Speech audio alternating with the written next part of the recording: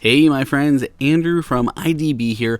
We were at CES out in beautiful Las Vegas checking out all the coolest things, whether it's giant cameras or literally ping pong playing robots. We saw it all, including over a dozen new HomeKit products. There are so many things coming out, whether it's updates to existing products on the market or completely new products from new and existing companies.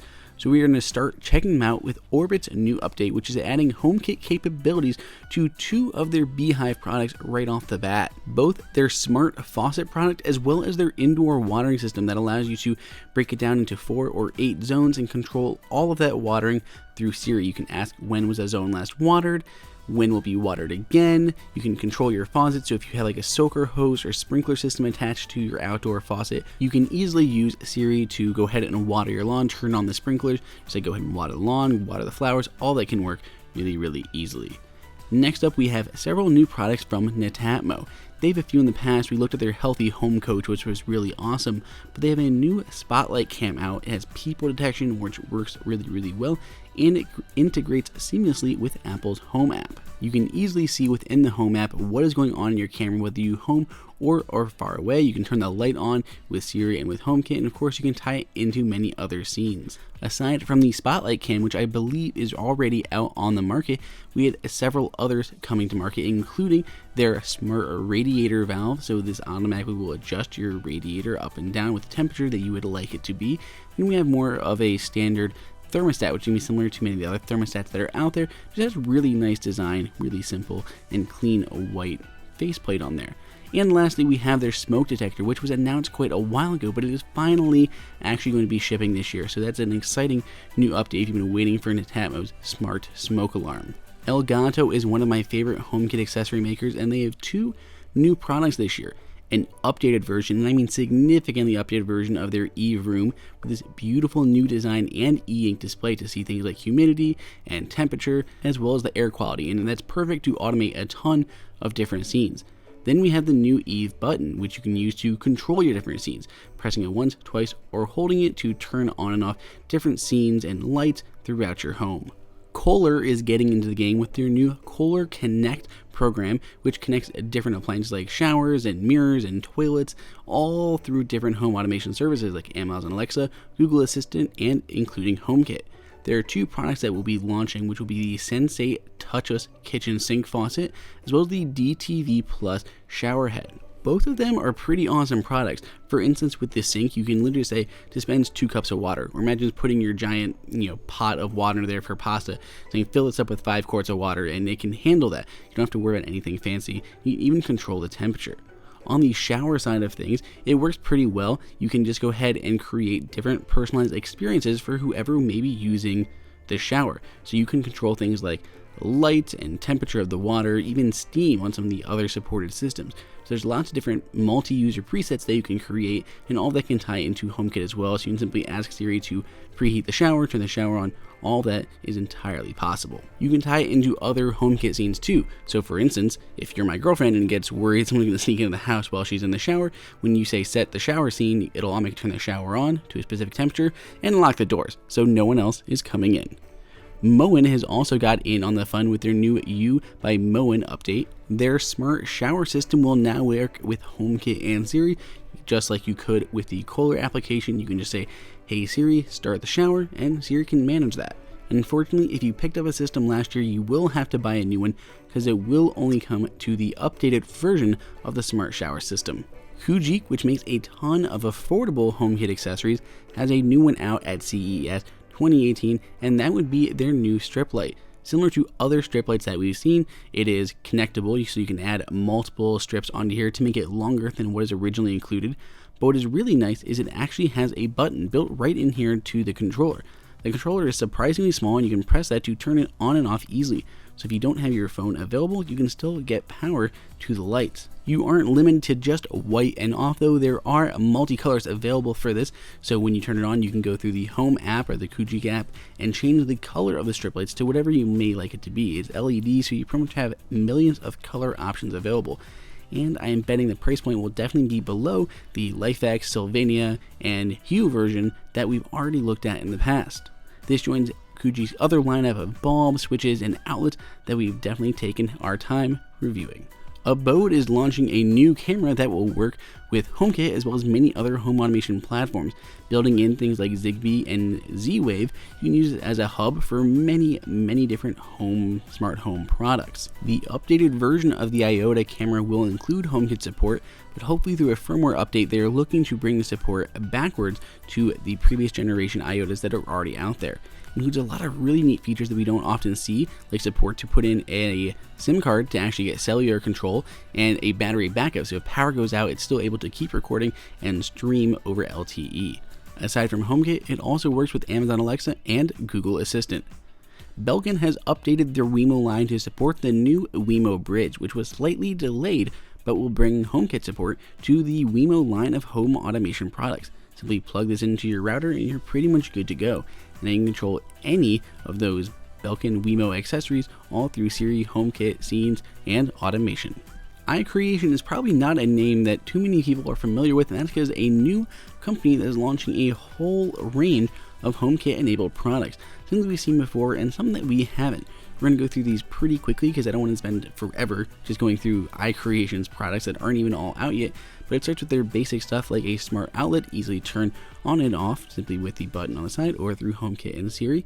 We have a bunch of other automation sensors and triggers like the smoke detector. Pretty standard smoke detector, can attach easily to the existing spot you have in or using a wire. We have a motion sensor, easily using this to trigger scenes, and whenever you enter a room or leave a room, it automatically will stop. We have a water sensor as well as a temperature sensor. You can use those to drive a lot of scenes, definitely based on whether or not the atmosphere is changing. This is important if you have a really temperature or humidity centric room where you really want to keep an eye on the quality of the air. We have a contact sensor working for any door or window, letting you know whenever a door or window is open, as well as triggering a scene. We have a carbon monoxide detector, which is different than the smoke detector. They are two separate products. They say it's because they often need to go into different places, but it could just be the way they've been able to manufacture them. The two most exciting products I saw from them, though, were two smart locks. So these biometric locks will allow you to get in using your fingerprint, but they also work with HomeKit, so you don't have to use your fingerprint. You can simply do it straight from your phone or give your remote access to someone else. Someone else needs to get into your lock and you're not there, you can send the control over HomeKit and still be able to unlock them. This is something rarely seen in the HomeKit ecosystem. Nanoleaf has a couple of new products for us coming out this year. The first one, which I find the most interesting, is their dodecahedron remote. This 12-sided die, I guess you could call it, allows you to easily control not only your Nanoleaf products by rotating it, tilting it, turning it, whatever you want to do to increase, decrease the brightness, as well as change the scenes. It'll work with any HomeKit setup. So that is any HomeKit scenes, whether turning on lights, closing blinds, turning off the garage, whatever you may be doing with HomeKit, you can change 12 of those scenes through this remote. So this is really exciting. The only downside is possibly having to remember all of the different scenes that are going to be going on, because you can store 12 of them on here, but it is a really cool possibility, and this is definitely going to be something fun to test out and see how it actually works in real life. So I'm excited for this one a lot. So it is their dodecahedron HomeKit remote that works with their products and any other HomeKit accessories. The second update we saw was a new version of their tiles. Instead of the triangles that we've seen in the past, these are simply square tiles. And not only that, they can be controlled through HomeKit, everything they could before, but they also have a touch-sensitive surface. So simply pressing on them, you can activate them. So they can turn on and stay on, they can do cool motion effects, like when you press on it, it kind of ripples out from where you touched it. It is really neat effect, and this actual effect will be coming to updated versions of their flagship triangle tiles as well. So you should see the Nanoleaf Aurora get this feature very soon, just like we have these square tiles that'll be launching towards the end of 2018. As far as smart lights go, Hue has announced a couple of new changes to their Hue light system, which definitely is HomeKit compatible. First is a partnership with Razer, which already used colors based on your game to kind of change their mice and keyboards.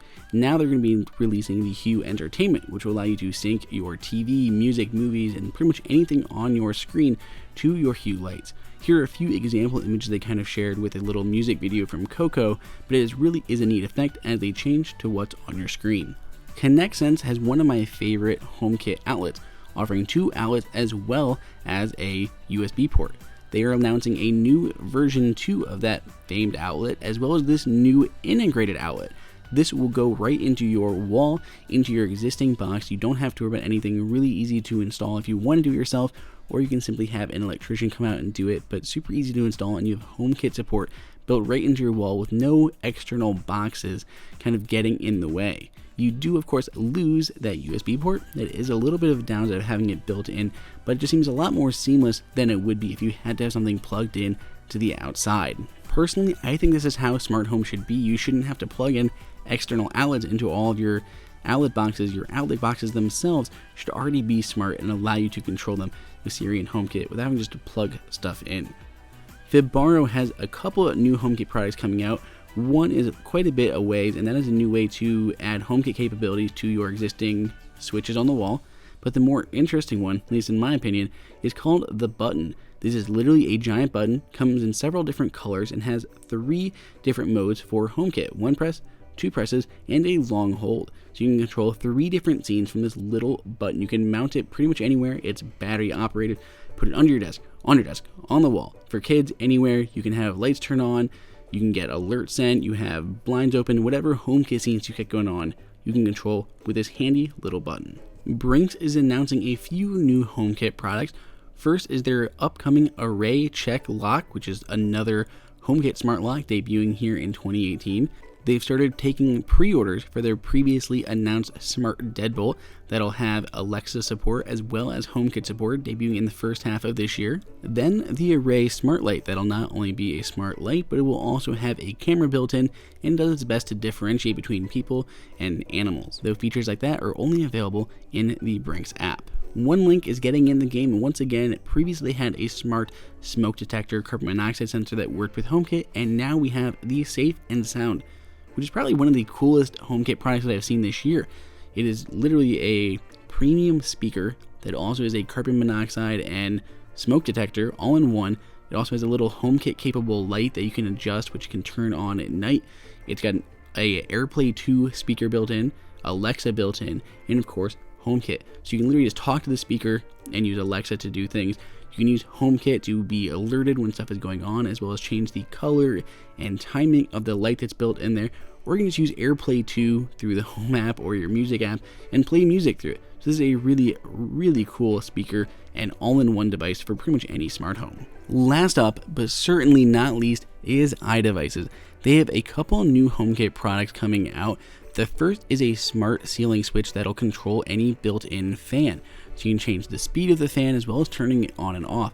And of course, all of that works through Siri as well. While controlling your built-in fan is definitely good, and you don't have to replace it with an entirely new fan like you would with other competing products, the Instinct is by far the cooler one. This is a smart switch that has Amazon Alexa built right in, literally a speaker and a microphone, motion sensors, all built right into this wall switch. It is Wi-Fi connected, so it'll work from anywhere. It obviously works with HomeKit, and obviously works with Amazon Alexa, but it'll work with Google Assistant as well. A little bit unrelated, but iDevices also released an electric vehicle charger this year in partnership with their new parent company, Hubble. Now, while it's not really a new product, Arlo has announced that they will be bringing HomeKit support to their existing Arlo line of baby cameras. These super cute little cameras have a ton of other sensors built into them other than just a smart camera, but this is another one of the few cameras that will support Apple's HomeKit and Home app.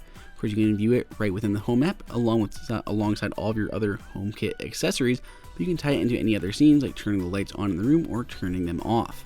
So, wow, that is it. That is over 17 different companies announcing new HomeKit products this year. So that's 17 companies and even more products. Over 24 products easily were announced this year at CES. We should see even more products coming down the pipeline throughout this year. I am super excited about it. I love HomeKit products, and we will definitely be going hands-on and reviewing as many of these as possible. So let us know what you think of all these and which ones your favorite are down in the comments. Go ahead and subscribe and check out all of our other HomeKit videos and content that we've had so far. Till next time, this is Andrew for IDB.